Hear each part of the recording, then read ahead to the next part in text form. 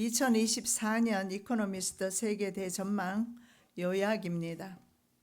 제 나름대로 짧게 요약을 해봤습니다.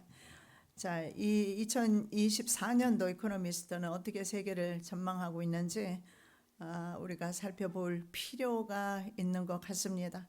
실제로 성경에서 예수님도 시대를 분별하라고 말씀하고 있습니다. 2024년 세계 대전망 편집자입니다. 탐 스탠다즈입니다.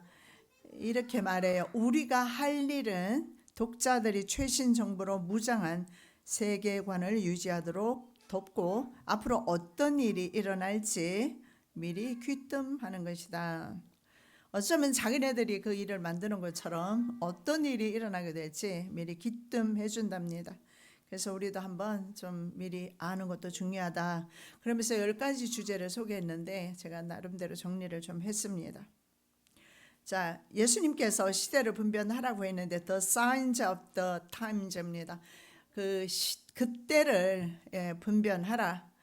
그때의 사인입니다. 어떤 사인이 있는지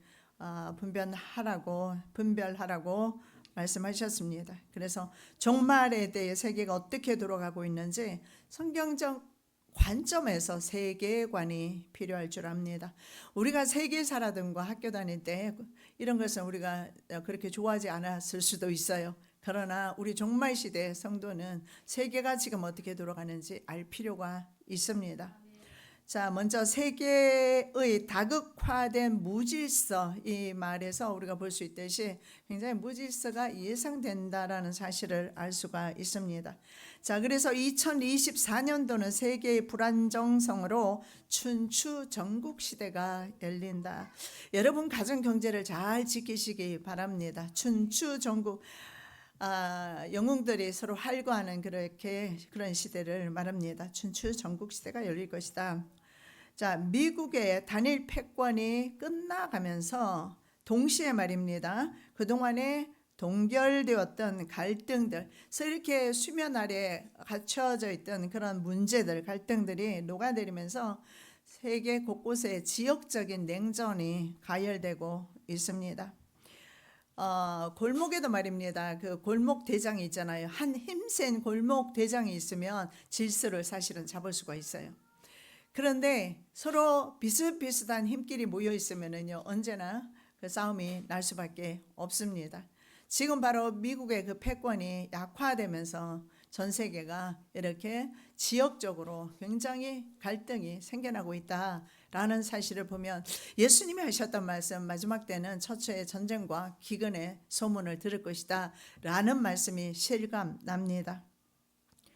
예수님께서 바로 국가와 민족 상호 간의 분쟁을 말씀하셨기 때문에 그렇습니다. 자, 이란과 북한의 핵 보유 문제가 이슈가 될 것이고, 그리고 대만의 긴장감입니다. 민진당이 되었는데요. 그 공산주의를 중국화되는 것을 반대하는 그런 당입니다. 그래서 지금 대만의 긴장감은 중국으로 인한 긴장감이에요. 이런 것들, 그리고 미국 차기 대통령은 누가 되든 간에 가장 위기의 순간에 대통령직을 수행하게 될 것이라고 합니다. 자, 미국 대통령 선거는 가장 위험하고 양극적이어서 세계 정치에 먹구름을 들이우고, 지금 현재 나토 문제 때문에 바이든과 트럼프 전 대통령이 서로 대립상을 보이고 있습니다. 그래서 지금까지 그 세계 정치에 먹구름을 들이우게 될 것이며, 미국 지도자가 지금까지 책임져온 세계 질서도 함께 위기에 처하게 될 것이다. 골목 대장이 힘을 잃어버리면 그 골목에는 자연히 크고 작은 싸움이 날 수밖에 없다라는 사실을 알 수가 있습니다. 자, 미국 대선에서 바이든과 트럼프는 대부분 미국인이 보고 싶어하지 않는 그런 속편에 출연할 준비를 하고 있다. 바이든을 보면 앞으로 바이든을 미국 사람들이 좋아하지 않는 이유가 있습니다. 왜냐하면 치매병을 가진 대통령을 처음으로 모셔야 될지 모르는 그런 상황이에요. 말을 하는데 보니까는 뭐 멕시코 대통령과 우크라이나 대통령도 구분 못하고 말을 하고 실수 연발입니다. 실수가 아니라 잊어버린 것 같아요. 그래서 지금 미국은 그러면 그런 대통령, 둘 다 나이 많아요. 이런 사람 외에는 대통령 할 사람이 없을까? 없는 것 같습니다. 현재로는. 그래서 현재 트럼프 전 대통령이 굉장히 앞서고 있다는 사실을 볼 수가 있어요. 자, 만일에 트럼프가 당선되면 기소된 최초의 대통령이 될 것이고, 지난번에 대선 결과에 불복하면서 하원에서 2번 탄핵 소추된 트럼프는 미국 역사상 최초로 연방과 주 정부로부터 기소된 후보로서 지금 바로 대선에 출마하고 있습니다. 4개의 사건, 4개의 관할권에서 총 91개 사건의 중범죄 혐의를 받고 있어요. 그래서 치매 대통령을 맞이할 것인가, 아니면 이런 기소된 대통령을 맞이할 것인가, 미국이 상당히 앞으로 대선 결과가 주목되지만 세계 정치의 어두운 면을 시사하고 있다라는 거예요.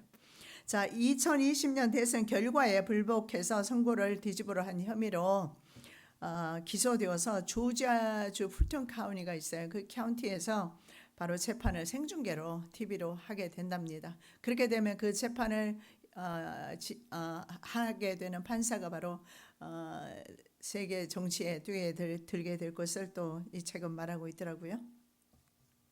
자, 바이든의 경제 정책을 지지하는 성인은 현재 미국의 10명 중 4명 정도밖에 되지 않습니다. 그의 임기 중에 인플레이션이 치솟기 시작한 것입니다. 인플레이션이 뭡니까? 통화량이 팽창되면서 돈의 가치가, 화폐 가치가 폭락하게 돼요. 그러면서 물가가 오르면서 월급은 오르지 않을 때 실질적인 소득이 낮아지는 것이 바로 인플레이션입니다. 그래서 인플레이션이 많이 치솟았습니다. 그래서 지미 카트 대통령의 그 단임 2번 하지 않았어요. 한 번으로 끝났는데 단임 기간에 가장 가파른 상승세를 보였는데 지미 카트 대통령과 바이든의 그 인플레이션이 굉장히 심하다라는 사실을 알 수가 있습니다. 그래서 물가 오름세로 인해서 경제 성장의 하향성은 바이든 재선의 걸림돌이다. 여러분, 이 미국이라든가 중국의 경제가 우리와 상관이 없다. 지금 중국 경제도 완전히 폭망하고 있거든요. 그런데 상관이 없다 생각하실 문제가 아니에요. 무역으로 우리는 먹고 살거든요. 천연 자원이 아니잖아요. 그래서 이 세계 경제에는 우리는 초관심을 둬야 할 필요가 있을 것 같습니다. 그래서 우리가 가지고 있는 것을 좀 더 우리가 이제 근금절약하면서 살아야 되는 시대가 아닐까. 우리가 돈을 벌기보단 말입니다. 그런 생각이 저는 들더라고요. 가지고 있는 것 가지고 그거 잃어버리지 아니하고 우리가 잘 보관하는 것도 참 중요하다는 생각이 들어요. 왜냐하면 세계 경제가 지금 이상한 기류를 타고 있어요. 자, 미국과 중국의 지정학적 긴장은 또 어떻습니까? 계속해서 심화되는데 향후 4년 동안 미국과 중국의 긴장은 최고조에 달하게 될 것이다. 만일에 트럼프가 대통령에 당선되었을 때 아마 더 심하지 않을까. 자, 미국과 중국은 협력의 여지는 전혀 없습니다. 보이지 않고 갈등의 여지만 남아 있어요. 두 나라 간의 경쟁이 굉장히 격화되면서 신냉전 시대가 열리게 될 것이다. 지적 재산을 많이 중국에서 훔쳐갔습니다. 미국의 지적 재산을. 그래서 더 이제는 갈등이 심화되는, 그래서 지정학적인 긴장도 있고요. 그 외에 이런 뭐 정보라든가 이런 것을 통해서도 중국과 미국이 대결하고 있다는 사실을 알 수가 있습니다. 자, 그래서 미국과 중국은 계속해서 분쟁을 하게 될 것이다. 냉전 시대가 열리게 될 것이다. 그리고 가자 지구 분쟁과 우크라이나 전쟁은 중국과의 경쟁을 위해서, 원래 이 중국과 경쟁을 하기 위해서 미국이 아시아 쪽으로 집중하려 했거든요. 우리가 살고 있는 이 지역으로, 아시아 태평양 쪽으로 집중하려 했는데 미국의 발목을 바로 가자 지구와 우크라이나 전쟁이 밟은 거예요.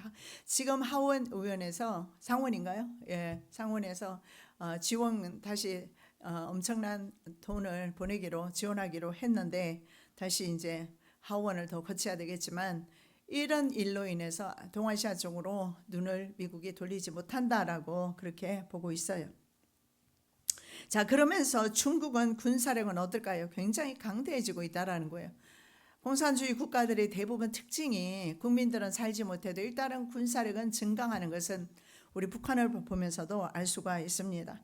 그래서 새 군사 장비에 대한 미국의 투자는 결실을 맺지 못하는 편이고, 그래서 2020년이 끝나기 전에 인도 태평양 지역에 인도양에서 태평양 우리 아시아 쪽으로 취약의 창이 열릴 수 있다, 이렇게 보고 있습니다. 자, 아시아 동맹국들은 중국의 비위를 맞춰가며 우리 한국을 포함해서 방어력을 강화하려 할 것이다. 그중에 한국과 사우디아라비아 같은 중진국은 핵무기를 보유하려 할 것이다. 제가 처음에 한국에 강의하러 왔을 때 제가 박정희 대통령이 아마 핵무기를 만들다가 암살된 것 같다, 그렇게 강의를 했더니 하고서 MBN에서 방송하는 걸 봤는데 노란 봉투가 없어졌다는 거예요. 그 노란 봉투가 뭘까? 그래, 핵 관련 서류였다라는 사실을 TV에서 하는 것을 제가 봤습니다. 실제로 박정희 대통령과 그리고 전 대통령과 이 휘소 그 박사가 실제로 이 핵무기를 만들려고 노력했다는 사실이 지금은 다 증명되고 있어요.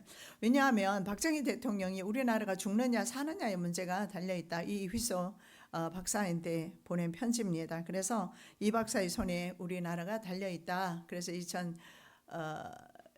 1974년에 이 휘소 박사가 한국을 다녀갔습니다.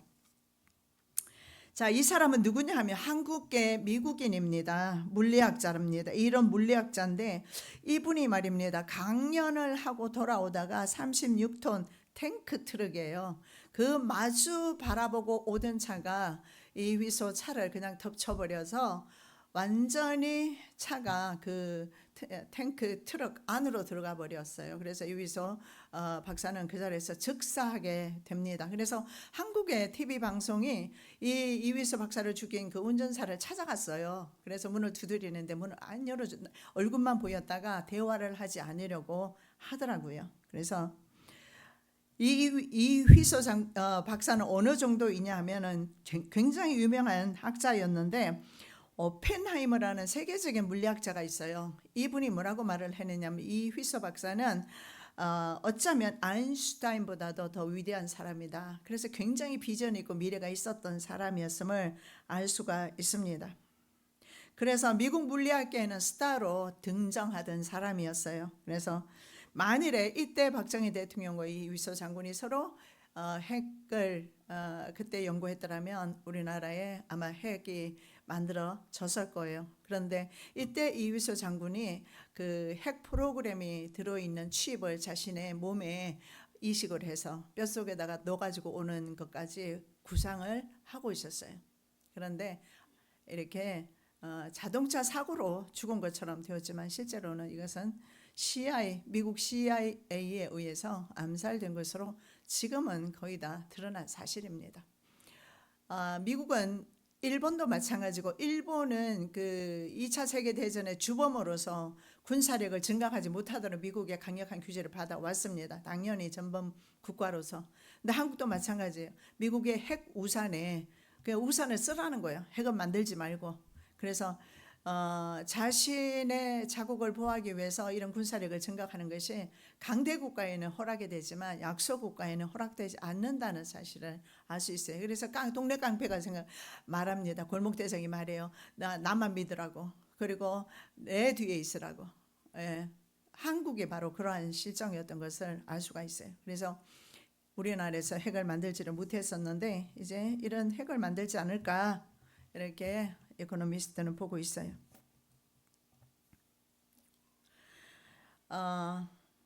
미국은 현재 전 세계 국방비 지출의 약 39%를 차지하는 군사 대국입니다. 그렇지만 호주 국방전략 검토서는 미국이 더 이상 인도 태평양 지역의 단일 리더가 아니다. 왜냐하면 중국이 군사력이 굉장히 증강되고 있기 때문에 그렇습니다.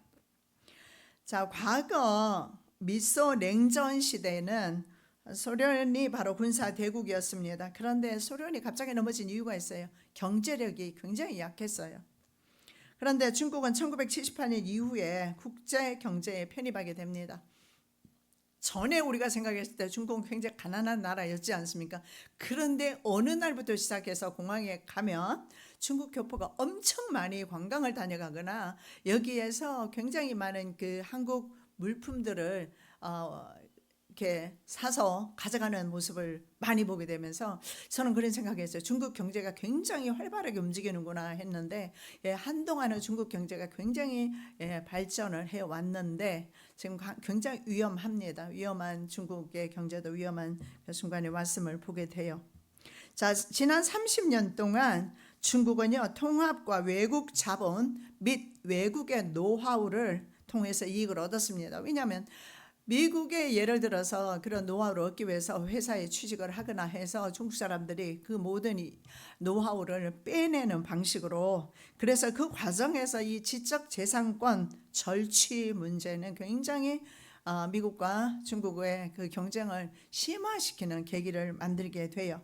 그러면서 고유의 혁신 소질도 스스로 이제는 그런 만들어서 나가는 그런 능력까지 갖추게 되면서 미국의 힘을 조금씩 깎아내리고 있었다라는 겁니다. 자, 중국은 첨단 기술 분야에서 미국을 능가했다.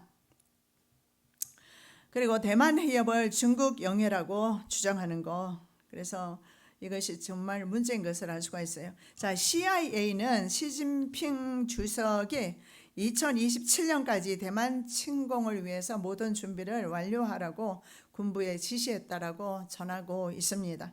자, 중국으로부터 독립을 지지하는 대만 집권당, 이번에 집권한 민진당. 이 민진당은 미국 그리고 미 동맹국과의 관계를 강화하고 하고 있습니다. 그래서 국방비 지출을 증가하면서 개혁을 통해서 군사적 억지력을 구축하게 될 것이다. 이것이 바로 중국으로 하여금 전쟁을 하게 하는 결과를 가져올 것이라는 겁니다. 자, 중국 공산당은요, 민진당을 중국과 한 국가가 아닌 분리를 시도한 분리주의자라고 그렇게 규정을 해요. 그래서 당 지도자들을 제재 대상의 리스크에 올립니다. 이런 대상에 오른 사람들이 암살을 많이 당하는 이유가 있어요. 뭐 비행기가 폭파한다든지, 아니면 자동차를 통해서라든지, 아니면 뭐 독극물을 통해서라든지, 이렇게 해서 제재 대상이 되는 사람들이 암살을 당하는 경우가 참으로 많이 있어요. 자, 지난 민진당이 계속해서 한 8년을 집권했지 않습니까? 차잉잉인가요? 여자분이 그동안 했다가 이번에 이제 다른 분으로 바뀌어졌는데, 그 민진당 집권 8년 동안 중국은 그동안 대만을 향해서 바로 사이버 공격, 그리고 허위 정보 유포, 대만 영공을 침범하기도 하고, 그리고 대만의 방어를 시험하는 회색지대라는 활동을 계속해서 증가시켜 왔습니다. 자, 무력 시위나 장기간 봉쇄하는 것, 그리고 대만의 인터넷망을 교란시키며 대만 해협에서 더욱 심각한 위기를 조성하게 될 것을 보고 있어요. 그 중국 정도의 영토면은 굉장한 영토입니다. 그런데 시진핑은 그 욕심을 멈추지를 않고 있어요. 계속해서 대만까지도 각자가 자기의 삶의 그 각자 국가의 이익을 위해서 살면 좋을 텐데, 아마 대만의 그 경제, 눈부신 경제로 인해서 욕심이 난 것이 아닌가 그런 생각이 드는데, 자, 시진핑은 그래서 2027년, 지금 2024년입니다. 그래서 3년 이내로 대만을 침공할 수 있는 역량을 갖추도록 이미 조율하고 있다라고 합니다.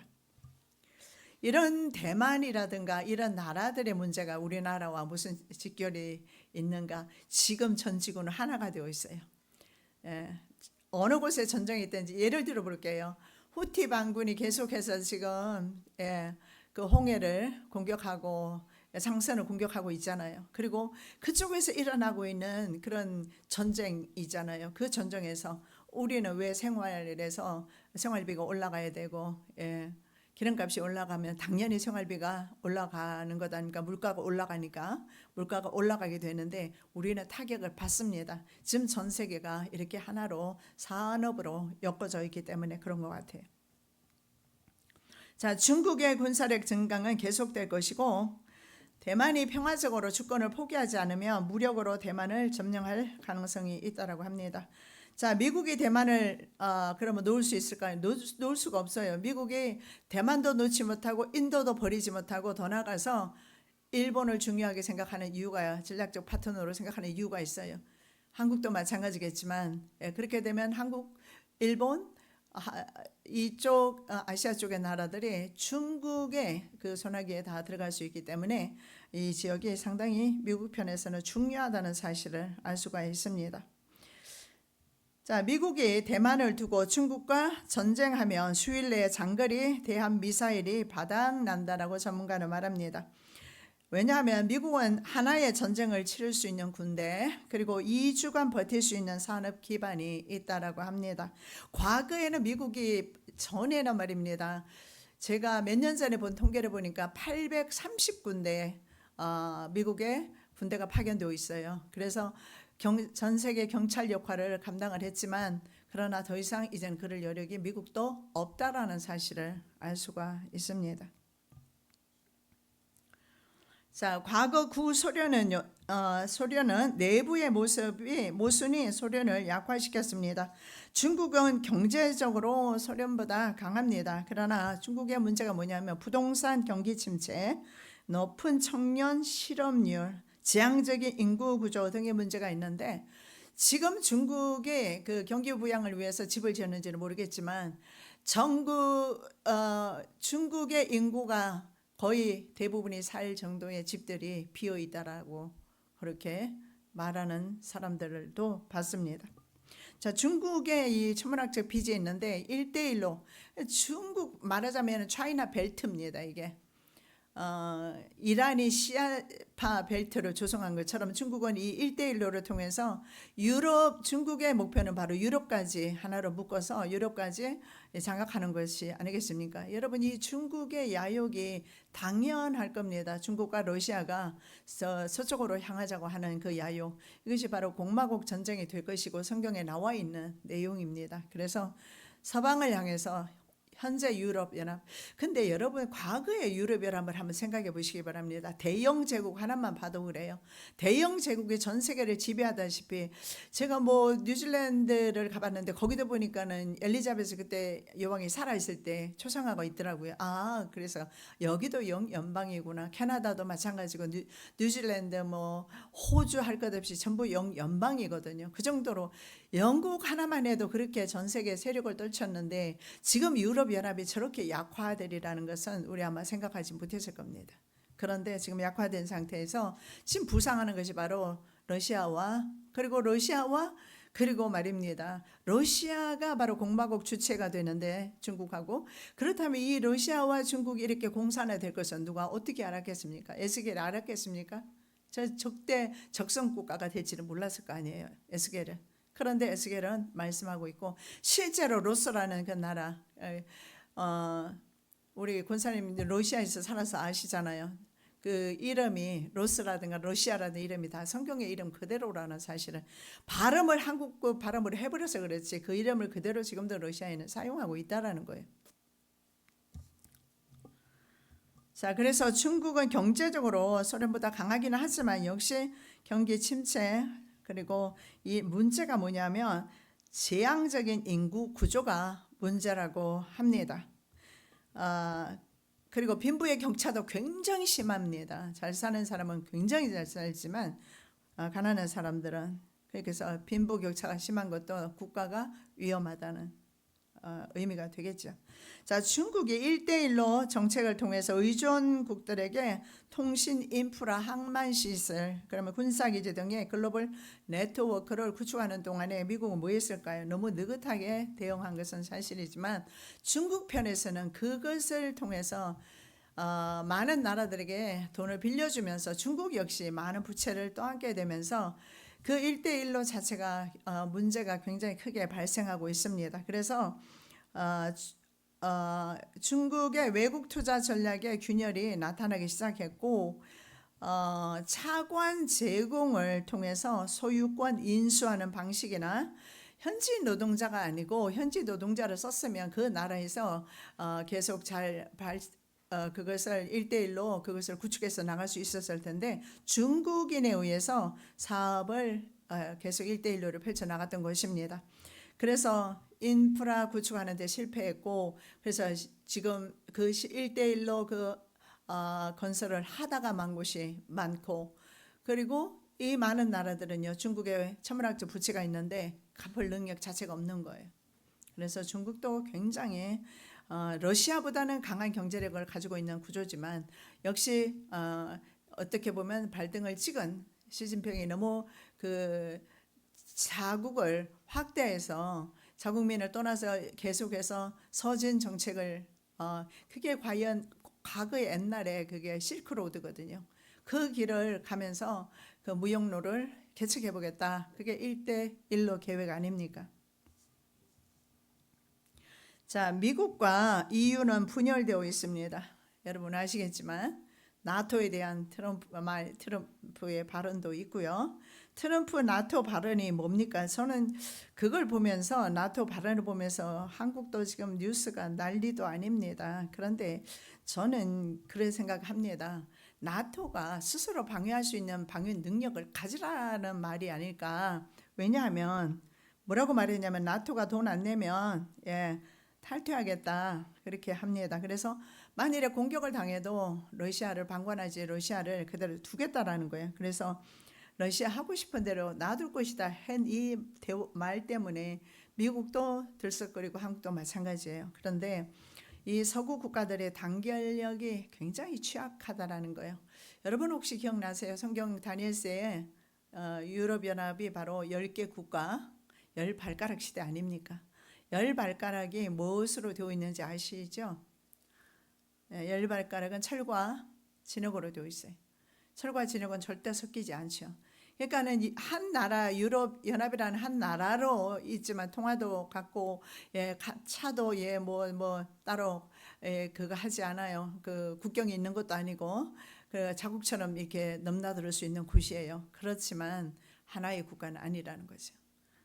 철과 진흙으로 되어 있어서 언제든지 깨어지기 쉽다. 자국의 이권에 관련된 문제에서는 깨어지기 쉽다. 그래서 그곳에는 철과 같은 나라도 있지만 그러나 진흙과 같은 나라도 있다라는 사실을 알 수가 있는데 바로 단결력이 취약하다라는 걸 말하고 있습니다. 군사적으로 손발이 또 맞지 않아요. 균열 조짐이 보이고 있습니다. 반면에 보십시오. 중국, 이란, 러시아 이 세 개 국가가 공화국 주체 국가들이에요. 이란도 마찬가지고 이들은 이해관계가 맞물려요. 전혀 다른 국가들이지만 이해관계가 맞물립니다. 중국과 러시아는 현재 있는 국제질서, 미국을 중심으로 하는 자유진영의 국제질서를 뒤엎으려 하고 있습니다. 그리고 미국이 큰형님이라는 그런 권위를 인정하지 않으려 합니다. 그리고 국제제재를 피합니다. 그리고 자기네들끼리는 달러가 아닌 중국 무역의 절반이 바로 위안화로 결제되고 있어요. 중국은 러시아와 이란산 석유를 구매해 줘요. 이란은요 러시아에 드론을 수출합니다.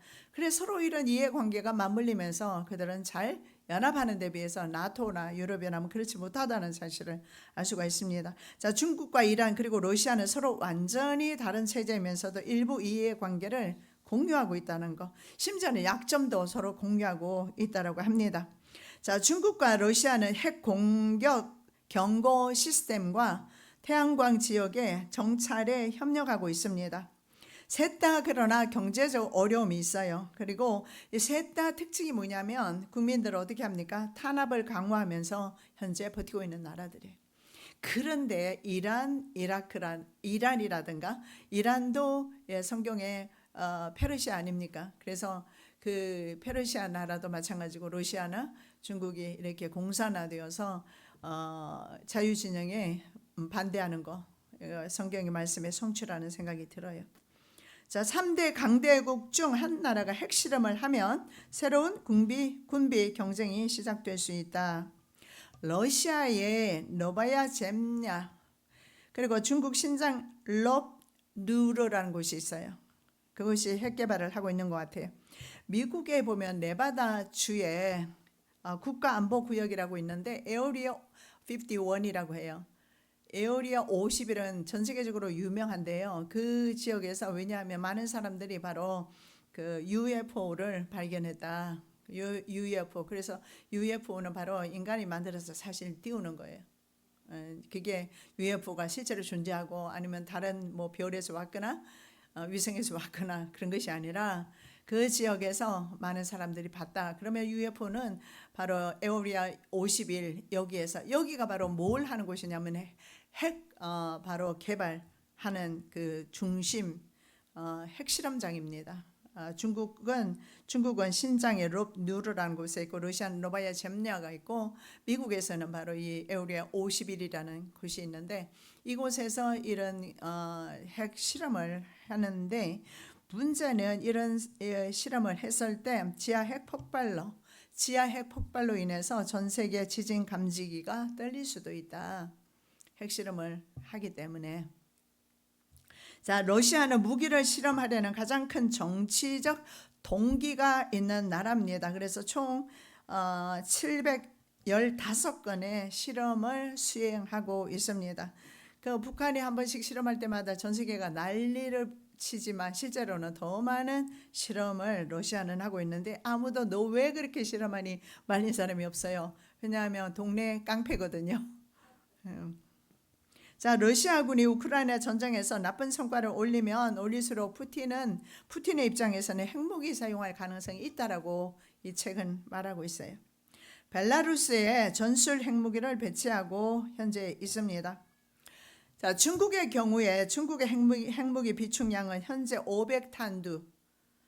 이스라엘은 제가 전에 듣기로는 200탄두로 들었거든요. 근데 중국은 500탄두에서 2030년까지 바로 1000탄두 이상을 늘릴 계획으로 있습니다. 이 남한 같은 경우에 핵 우산을 쓰라고 하고 핵무기를 못 만들게 했잖아요. 근데 북한에서는 만들었단 말이죠. 그러니까 이제껏만 나라에서 이것을 만드니까 국제사회가 용납하기가 참으로 어려운 겁니다. 자, 어느 곳에든 핵 장치가 폭발하면 이것도 이 책이 두려워하는 것이 바로 이겁니다. 어느 곳에든 핵 장치가 잘못 작동을 하든가 실수를 하든가 폭발하면 냉전 시대보다 더 위험한 바로 군비 전쟁이 시작된다라고 보고 있어요. 자, 푸틴은 서방에 대한 러시아 투쟁의 일부로 우크라이나 전쟁을 오랫동안 구상해 왔습니다.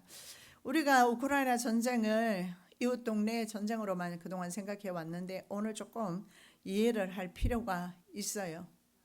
왜냐하면 그 지역이 바로 중요한 성경에서 중요한 지역이기 때문에 그렇습니다. 자, 러시아의 전략은요, 우크라이나 우방들이 지치기를 기다리는 전쟁, 길게 끄는 것입니다. 얼마 전에 한 연설에서 푸틴은 우크라이나 전쟁 목표가 변경되지 않았으면 미국 지원을 받는 우크라이나가 바닥이 날 것이다. 제가 2012년도에 책을 기록할 때 그때 제가 이 푸틴의 서방 정책에 대해서 서방에 대한 침략에 대해서 제가 그 책에 기록을 해놨어요. 근데 제가 예상했던 대로 지금 벌써 2012년도고 24년도 아닙니까? 벌써 12년이 지나갔는데 여전히 푸틴은 권좌에 있으면서 서방 침략을 계획하고 구상하고 있다라는 사실을 알 수가 있습니다. 자, 상원을 이제 지원을 통과를 했는데 러시아 그러나 미국에서도 상당히 가까스로 통과한 것으로 알아요. 하원에서 이제 부결시킬 수가 있어요. 하원은 상대적으로 공화당이 많은가요? 그렇죠? 그러면 통과를 못 시킬 수가 있어요. 걸프 보타니아 한번 우리가 그림을 한번 보시겠습니다. 이 그림을 보시면서 우리가 좀 이해를 하셔야 돼요. 지금 현재 러시아가 어디에 있어요? 오른쪽에 있습니다. 오른쪽에. 그리고 핀란드가 있고 스웨덴이 있어요. 노르웨이가 있고. 예. 자, 이 지역이 왜 중요하냐면 이 소련의 앞에 있는 이 보타니아가 바로 이 발트해라고 우리는 그렇게 표기를 하죠. 발트해. 원래는 러시아의 바다였는데 지금 이제 핀란드, 스웨덴이라는 나라가 중립을 지키다가 이번에 나토에 가입을 하게 되면서 발트해가 바로 나토의 연못이 되었다. 그러면서 유럽의 화약고가 될 위기에 놓였다라고 그렇게 전문가들은 보고 있어요. 자, 구소련을 견제하기 위해서 결성된 정치 군사연합체 나토입니다. 그런데 군사력을 지금 대폭 증강하고 있고, 그리고 그동안 중립국이었던 이 두 나라가 넘어가게 되면서 해상 전략 요충지, 러시아는 바다가 없는 곳으로 알아요. 맞아요? 바다 없어요? 주변에? 예. 예. 흑해. 예, 그 외에 그다음에 이 발트해가 정말 중요한 역할을 전략적으로 해상 요충지로서, 그래서 여기를 누가 통제하느냐에 따라서 그 힘을 투사할 수 있는 힘이 그만큼 넓어진다라는 사실을 알 수가 있어요. 그래서 이 해상 전략 요충지 발트해를 통제하려고 했던 바로 그 푸틴에게 치명타를 입혔다라는 겁니다. 그리고 이 미국 편에 봤을 때는요. 그래서 그러면 지금 제가 봤을 때 트럼프는 나토에서 탈퇴하고 지원하지 않겠다 이렇게 말하지만 그것은 나토가 강화하면서 돈 내라는 거예요. 미국에 다 부담시키지 말고. 왜냐하면 미국에서 많은 부담을 하거든요. 한국도 마찬가지예요. 한국에서 미군 철수 안 합니다. 단지 분담금을 좀 더 부담하라는 거예요. 왜 미국이 뭐 때문에 70% 80% 하고 만일에 다른 나라에서 30% 한다면 자국민은 어떻게 생각하겠습니까? 미국 입장에서 봤을 때는. 그 자국민들은요. 그래서 트럼프를 열광할 수도 있습니다. 그래서 현재 이제 첫 군단 사령부를 폴란드에 핀란드 여기에다가 주둔을 시키려고 그래요. 그래서 유럽 군사력 증강을 시도하는데 이것 모르는 사람이 대통령 될 리는 없습니다. 그래서 반드시 유럽연합과 미국은 함께 갈 것이라고 저는 그런 생각이 들어요. 자, 푸틴은 만약에 미국이 핀란드나 스웨덴에 군사시설을 배치하면 맞대응하겠다 그렇게 말하고 있어요. 31개국 약 9만 명이 참여하는 바로 나토 군사훈련도 했습니다. 그래서 이런 나토가 연합하는 것을 러시아가 도저히 볼 수가 없는 거예요. 자, 그 다음에 우리가 한번 그림을 또 한번 보시겠는데,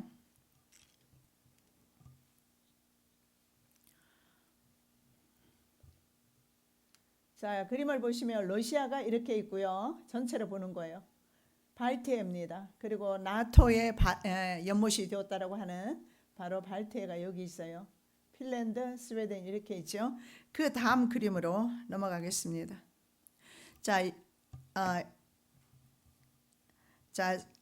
미국은요 이렇게 유럽의 군사력을 증강하려고 하고 있는데 발트 3국이 있어요. 발트 3국에 바로 이 발트해가 있고 발트해 바로 옆에 리투아니아, 라타비아, 에스토니아 이런 3개국. 이 3개국은 보시다시피 바로 러시아 옆에 있어요. 그래서 상당히 위기감을 느끼고 있다. 그런데 공화국 전쟁에 보면 사실은 국가 마국이 이 지역을 통과하게 될 것이거든요. 그러면서 많은 민족들을 같이 점령하면서 나가지 않을까 그런 생각이 듭니다. 자, 러시아에 포위되어 있는 위기감을 느끼고 있고요.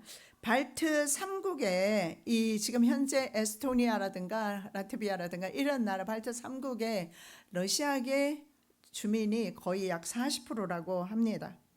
4분의 1입니다. 4분의 1, 40%가 아니고 4분의 25%. 네. 그래서 약 25%에 달하는, 그래서 그렇게 되었을 경우에는 러시아가 국민들로 하여금 내전을 일으키도록 그렇게 할 수 있다라는 거예요.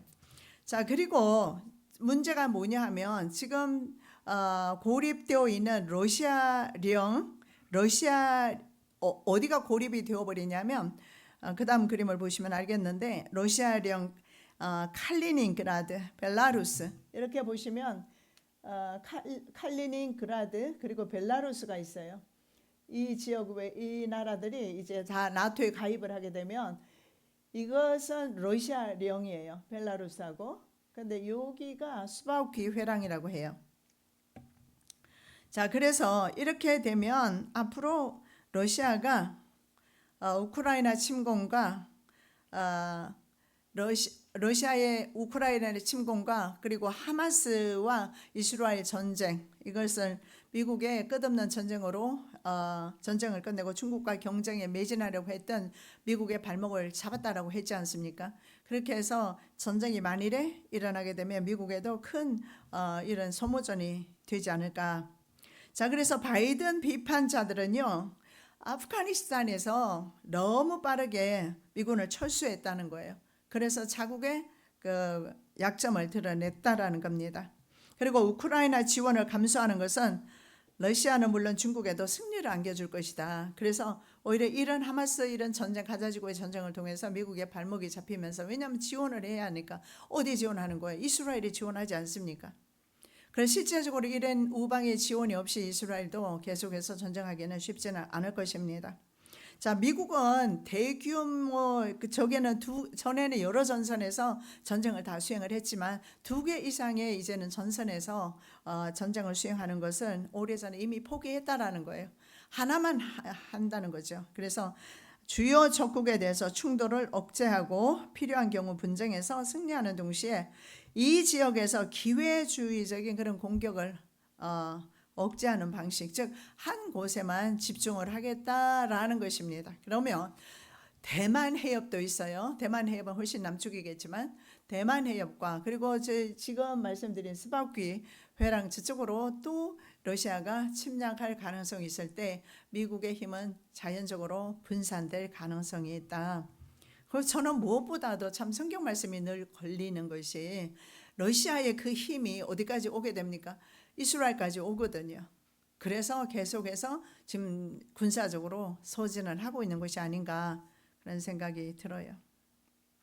자, 푸틴은 러시아에 태동하는 시민 사회를 억압함으로써 서구로부터 고립시키는 일을 해왔습니다. 그래서 중국에 대한 의존도를 높였어요. 그러니까 서로 상호 이제 친밀하게 되는 거예요. 그리고 나토를 강화하고, 자, 100만 명이나 되는 교육받은 러시아 사람들이 탄압과 동원을 두려워해서 사실 조국을 등지고 있는 상황이라고 합니다. 그래서 러시아도 굉장히 많은 문제가 있어요. 거기도 인구 구조가 문제입니다. 인구 구조가 문제고 부패가 만연하고, 중국도 마찬가지지만, 그래서 이런 것들 때문에 러시아도 이렇게 자꾸 팽창 정책을 펼칠 수밖에 없다라는 거. 왜냐하면 다른 천연 자원이 많은 나라를 침략하면서 나갈 수밖에 없다라는 사실을 볼 수가 있습니다. 자, 그래서 원유 가격이 상승을 초래할 수 있는 이 현재 중동 혼란은요, 푸틴에게는 이익이 된답니다. 지금 미국이 후티 반군 때문에 계속해서 지금 뭘 하고 있습니까? 전력을 낭비하고 있지 않습니까? 그래서 어쩌면 바로 이란이라든가 중국이 겨냥하는 것이 그것이 아닐까. 왜 아무 승산도 없는 후티 반군, 어떻게 보면 동네 깡패인데 미국의 힘을 빼앗는 것이 아닐까 그런 생각도 해봐요. 자, 푸틴은 부당한 개헌을 감행하면서 지금 연속 5번째 임기를 앞으로 맞이하게 될 것이다. 현재 4번인데 5번째 맞이할 것이다. 시진핑도 마찬가지입니다. 법을 바꿔서라도 다시 재집권할 것이다. 어느 나라에서 투표를 하기는 하는데 이렇게 5번씩 하는 나라는 없지 않습니까? 재선 2번까지는 있지만, 자, 러시아는 여전히 우크라이나와 전쟁 중이고 우크라이나 영토의 약 현재는 18%를 차지하고 있습니다. 자, 중동을 보시겠습니다. 중동은 세계에서 가장 폭력이 난무하는 곳입니다. 그리고 중동은요, 성경에서 중요한 게 성경 창세기부터 나오는 곳이고 에덴 동산이 중동에 있어요. 그래서 중동은 정말로 우리가 눈여겨봐야 될 곳이다 하는 사실을.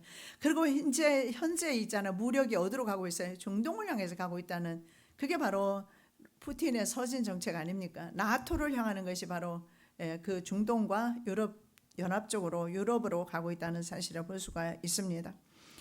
자, 중동 지역은 그 가장 폭력이 난무하는 곳이고 평화 계획을 세우기에는 무덤과 같은 곳이다. 그래서 중국은 평화라는 것은 없다. 어쩌면 그 평화의 주인공이신 예수님을 거절했기 때문에 오는 그런 재앙이 아닐까. 예루살렘이라는 이름이 평강이라는 이름이고 평화라는 이름이지만, 평화의 도성이라는 이름이지만 실제적으로 평화가 없다는 사실을 알 수가 있습니다. 자, 중동 지역에서 전역에서 미국은 멀어져 보인 반면에 철수했기 때문에 러시아와 중국은 하드 파워와 소프트 파워를 축적해 왔다. 하드 파워는 뭘까요? 당연히 군사력 아니겠습니까? 정치력이나 군사력인데 러시아와 중국은 대신에 정치력, 군사력을 더 키워 왔다라는 것을 말할 수 있고, 소프트 파워는 당연히 뭐 경제라든가 이쪽 부분이겠죠.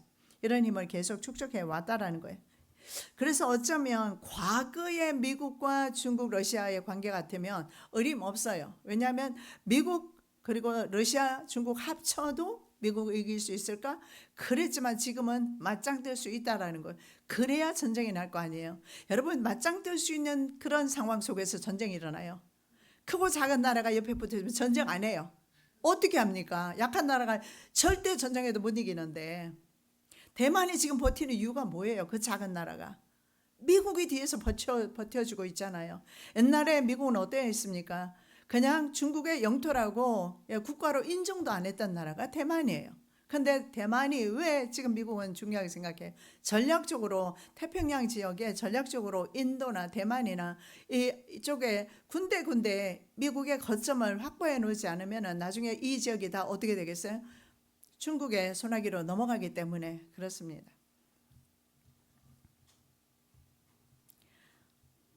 자, 팔레스타인의 지난 20년 동안의 그 어떤 갈등의 교착 상태로 있었어요. 그런데 작년에 10월 7일 하마스 공습으로 이제 사실은 그게 묻어두었던 것이 그냥 터진 것에 불과합니다. 때가 되었기 때문인지는 모르겠지만 평화를 추구하는 것 외에 남은 것이 없다라는 거예요. 그래서 정착민들이 서한지구에서 팔레스타인들을 학살하는 동안 평화는 오지 않는다. 왜냐하면 네타냐후는 계속해서 정착촌을 만들어 가는데 자기 땅에서 정착촌을 짓는 거 아니거든요. 서한지구에서 짓는 거예요. 서한지구는 현재 아랍인들이 살고 있는 지역 아닙니까? 그래서 아랍인들이 살고 있는 지역에서 계속해서 정착촌을 지어가면서 계속해서 팔레스타인을 학대하는 그런 것을 말하고 있는 거예요. 자, 이스라엘은 타국의 지원이 끊기면 전쟁을 수행하기 어렵다. 이스라엘을 지원하는 거 미국이 끊을 수 있을까요? 못 끊습니다. 왜냐하면 그 유대 금융 자본이 많기 때문에 끊을 수가 없을 거예요. 하마스는 이스라엘을 이길 수 없습니다. 그런데 하마스는 그럴 필요는 없다라는 거예요. 하마스 입장에서는. 난 계속해서 이런 분쟁을 통해서 힘을 빼고 여러 군데서 미국이 힘을 투사하도록 하면 나중에 힘에 부쳐서 감당하지 못하게 될 것을 이제 보고 있는 거예요. 그래서 팔레스타인 사람들 편에서는 살아남기만 해도 하마스가 더 강해졌다는 증거가 된다라고 합니다. 자, 서한지구 정치 지도자들은 권좌에서 쫓겨나고 네타냐후 이스라엘 총리도 퇴임 압박을 받게 될 것이다. 서한지구는 웨스트뱅크라고 하는데 왜 쫓겨나게 될까요? 부패했거든요. 봉쇄된 가자 지구에는 하마스라는 부패한 이슬람주의자들이 집권하고 있고, 그리고 이스라엘이 현재 점령한 상태에 바로 동예루살렘, 서예루살렘 있는 서한지구 웨스트뱅크는 현재 부패한 파타당이 집권하고 있습니다. 그래서 팔레스타인 젊은이들은 아바스 수반을 더 이상 신뢰하지 않고 있어요. 그래서 하마스가 서한지구를 장악하고 화염에 쌓이면 이스라엘은 안전하지 못하게 될 것이라고 말합니다. 자, 이스라엘은 긴 게릴라전에 휘말릴 가능성이 있다. 방금 제가 말씀드린 대로 하마스는 그냥 이렇게 게릴라전을 통해서 계속해서 힘을 소진시키는 일을 한다라는 거예요. 그래서 전력이 바닥나게 만든다라는 겁니다. 왜냐하면 이것을 하는 것이 바로 이란이 뒤에서 뒷배가 되어주면서 이 수많은 게릴라 단체들, 무장 정파 이런 단체들이 계속해서 그 활동을 펴고 있어요. 그래서 절대 중동에서는 평화가 없을 것이다. 언제 평화가 올까요? 분명히 한 사람이 힘을 얻으면 평화가 오는데 평화가 올 때는 적그리스도가 들어서면 평화가 와요. 아까 제가 말씀드린 대로 국제 정치는 그런 것 같아요. 힘 있는 사람 한 명이 딱 들어서서 전체를 딱 장악하면 되는 것 같습니다. 그러나 그 평화는 잠깐이고 평화를 위장한 채 전 세계를 장악한 뒤에 그 다음에 그가 하는 일이 뭡니까? 자신에게 절하라는 거예요. 절하지 않으면 다 죽이겠다. 그러나 기독교인은 절할 수는 없습니다. 그래서 죽임을 당할 수밖에 없는 거예요. 자, 이스라엘과 사우디아라비아의 관계 정상화를 위한 노력은 지연될 뿐 중단되지 않는다. 희한하게도 시아파 벨트를 이끄는 그 이란과 다르게 수니파 벨트를 이끄는 사우디아라비아, 수니파 수장격 아닙니까? 이 사우디아라비아가요 얼마나 특이하냐면 이슬람 국가치고는요 이슬람 국가들은 미국을 거의 혐오하는 수준이거든요. 그런데 이 사우디아라비아는 친서방적이에요. 친이스라엘적이고. 그래서 자국의 이익을 위해서는 적이라도 손을 잡는다는 건데 사우디의 빈살만 왕자가 그걸 참 잘하고 있는 것 같은데요. 사실은 성경에 저는 예언대로 되고 있다고 생각을 합니다. 왜냐하면 빈살만은 경제적 안보적 이해관계를 따지면서 이스라엘과 협상에 임하고 있습니다. 국가적으로 이익이 된다면 이스라엘과도 손 잡겠다라는 거예요. 이란은 어림도 없는 일 아닙니까? 지구상에서 이스라엘을 없애는 것이 이란의 목표입니다. 자, 공마국 전쟁에서 퍼시아가 바로 이란이거든요. 그리고 그 다음에 쿠스, 이디오피아입니다. 풋은 리비아예요. 도갈마는 터키입니다. 이스라엘 북쪽에 있는 터키. 이슬람 국가들입니다. 이런 이슬람 국가들이 참전할 때 사우디아라비아는 그 어느 편도 들지 않고 방관하는 자세를 보여요. 한번 보시기 바랍니다. 에스겔 38장 13절 스바와 드단과 다시스의 상고와 그 부자들이 내게 이르기를 내가 탈취하러 왔느냐 내가 내 무리를 모아 노력하고자 하느냐 은과 금을 빼앗으며 짐승과 재물을 취하며 물건을 크게 약탈하여 가고자 하느냐 하리라 하셨다 하라. 여기에 그 부자들이 나오거든요. 부자들. 왜 이렇게 번역을 했는지 모르겠지만 부자들 케페레하라는 단어가 젊은 사자들이란 뜻이에요. 젊은 사자들. 그래서 유대인 전문가들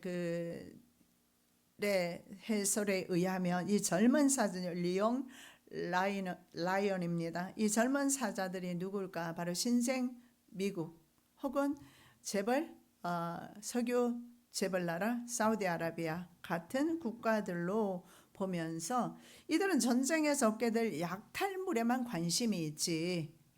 그 약탈물에만 관심이 있지. 여러분 그거 아십니까? 전에는 그 바다에서 그 천연 자원을 이스라엘이 석유라든가 가스라든가 이런 것을 시추하는 것 자체를 이스라엘은 생각도 못 해봤는데 엄청난 양의 그런 천연 자원 기름이 바다에 묻혀 있는 거, 그 야곱이 자식들에게 축복한 내용 그대로 아닙니까?